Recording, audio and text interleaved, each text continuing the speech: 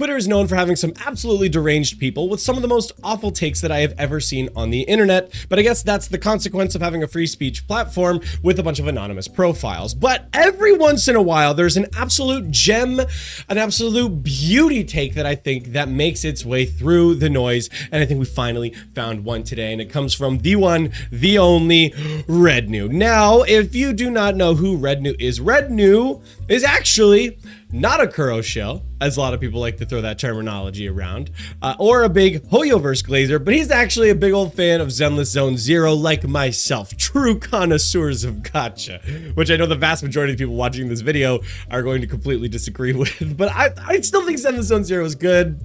Suck it. I'll take that to the grave. Anyway, Rednu had this take that came through on Twitter that I read and I was like, you know what? This is actually some real legitimate insight, I think, into the situation that has been going on. St. Tontus has been on a little bit of a rampage through the internet, having a lot of conversations with various creators like Mr. Pokey, Braxophone. He's been talking to Genizat. He's been on Tektone's stream and YouTube videos a couple times as well. And there's just been a whole lot going on around the conversation surrounding Wuthering Waves, a lot of accusations of toxic positivity becoming the Neo Genshin community, and a lot of people seeing Wuthering Waves as becoming the one thing that they hated most. I've even seen a recent tweet from Shinya, who's been posting similar things as well. And I don't think that's a completely accurate read on the situation, and I think Rednu has finally put it into a nice bow-tied point of view here that I think is worth taking a look at and talking about. So, to get some of my bias out of the way here too, because I like transparency, both St. Tontus and Rednu are friends of mine. So always take everything with a little bit of a grain of salt. I'm probably going to have a little bit of bias towards their takes because I appreciate them, but I will say there are takes that St. Tontus has that I don't agree with. A perfect example of that is if you did watch the conversation between him, Brax, and Tektone talking about his takes of if you can't play the game right, that you should, quit the game in terms of Wuthering Waves. Like, I don't always agree with everything that Saint says, but I do think Saint, in a lot of cases, does know what he's talking about. Not all of them, but I mean, like, who knows what they're talking about in every situation, all times? Me!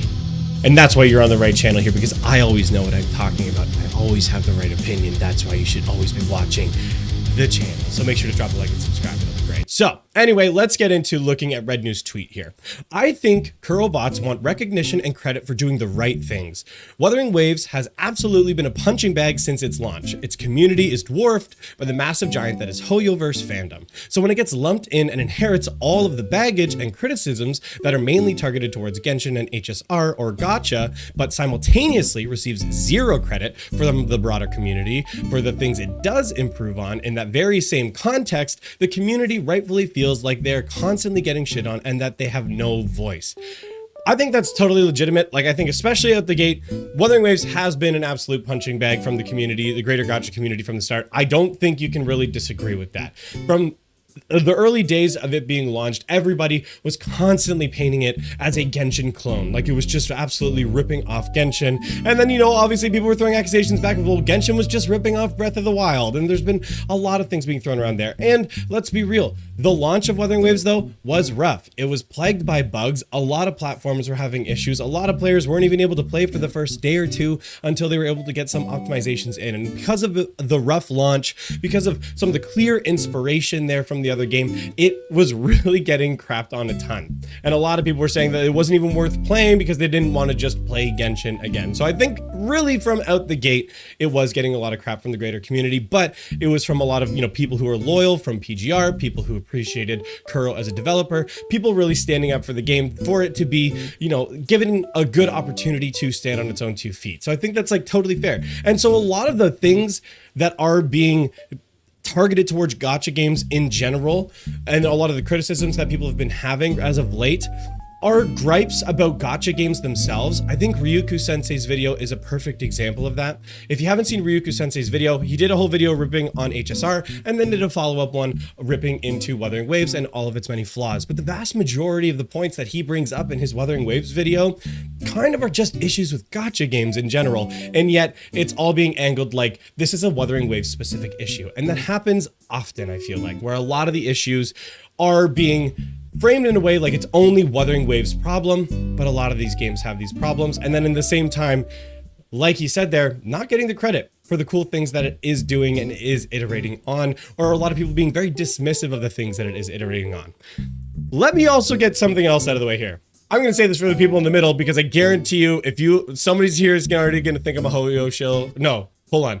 A Kuro bot or a Hoyo shill, depending on how you want to look at this. But let's be real here. I'm a tourist when it comes to gacha games. I'm playing 6 different gacha games right now. I'm trying Girls Frontline 2. Like, I play a lot of these games overall. I'm not loyal to any one specific developer or game. I don't have a main game that I would say in this circumstance. So I don't have any real incentive here to grandstand or seemingly white knight for this game. But I just want to give like an accurate read on what I think's going on here. Moving on. That's why voices like Saint Tontus stand out the loudest. He only advocates for Wuthering Waves and is the only one actually willing to fight against this perception. It sounds like he doesn't have a bad thing to say about the game because he chooses not to share it, and the community views this as him being disingenuous or a shill when he seldom publishes content criticizing the game. And let's be clear here, he does post content criticizing the game. For example, in the conversation with Tectone and Braxophone, they ask him specifically about Verina's design, and he says it's a crap design, and I agree. I don't like Verina's design either. But he has been critical on the game in other ways. But here's the thing. There's enough voices being hyper-critical of the game right now that I think it is still good to give credit where credit is due. And I would say the same thing about other Hoyoverse games as well. Zenless Zone Zero. I don't care who you are. I don't care what you think of the game. Zenless Zone Zero has by far, in gacha right now, the best mode of storytelling I think that exists in the market. I think their combination of the animated sequences, their light novel animated style dialogue scenes, as well as the animated kind of comic book scenes that take place in there. Just honestly, I don't think any other game that I've played so far holds a candle to that game. However, the story is not for everybody. Some people thought it was kind of boring, or some people don't totally jive with the combat. That's fine, but that doesn't take away from the storytelling ability of Zenless Zone Zero. So in the same way, you gotta give credit where credit is due. And look, Wuthering Waves is still iterating on the genre and still adding its own spin to things, whether you like it or not. So question, what is wrong with choosing to share only reasons you love a game? Is it fair to inherit all of the baggage and receive little recognition for the things that it does right? Absolutely. I think we've talked about that enough on this case and from the previous point there, so we're going to keep going. This all sounds like dumb shit because we talk about a game, but the reality is that Wuwa community just wants to feel freely to discuss what they like in these online spaces and what they think is better. But they're constantly shunned into silence because all gachas are bad or you're not doing enough, which is actually bullshit because then nobody is doing enough. I think if you have the perception that Kuro has not been listening to the player base and not taking feedback into account in these cases, or that the community has not been giving any kind of feedback, I think you've got your head in the sand a little bit. There's been lots of feedback that have been given to the developers in these situations that they've been listening to and they've been iterating on. And you know what?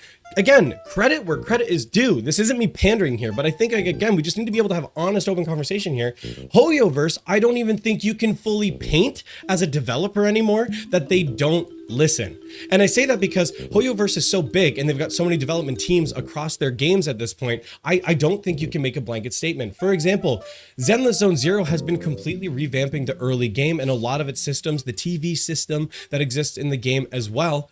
And so they are listening to feedback. So I want to give Hoyoverse credit there for what they're doing in Zenless Zone Zero. Now, it seems like they've been completely ignoring it in Genshin, and that's why a lot of people keep coming back to that and keep shitting on Genshin for that very same reason.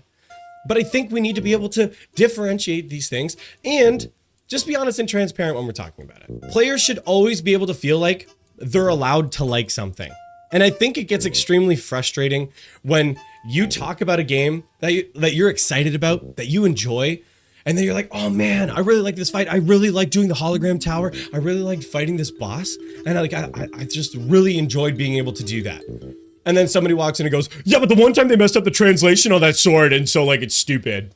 They copied the multi-character party system from Genshin Impact, so it's actually the same. Oh man, I really like Tower of Adversity, said no one ever. Yeah, but you know what? They copied the Tower of Adversity and they basically completely ripped it from Spiral Abyss. Honestly, you reach a point where you just don't care anymore. And it's not even constructive, productive, or helpful, because I don't think that's constructive feedback when somebody's just trying to enjoy something and you're just trying to shit on it. Wrapping this up here, the only one who doesn't say the bullshit is Saint Tontus, and whether or not you agree with his conduct or points, this is exactly why a good chunk of the Wuwa community rallies behind him as much as they do. And I think that follows up with an incredible true from me, dog. I do think that's why a lot of the community does rally behind him, because he doesn't put up with a lot of the bullcrap. He doesn't put up with it when people start throwing out random accusations. And I think there's something really else important to point out about what Saint has been doing in the community right now is whenever somebody has critical feedback of the game, Saint's pushing back on it because he's testing it.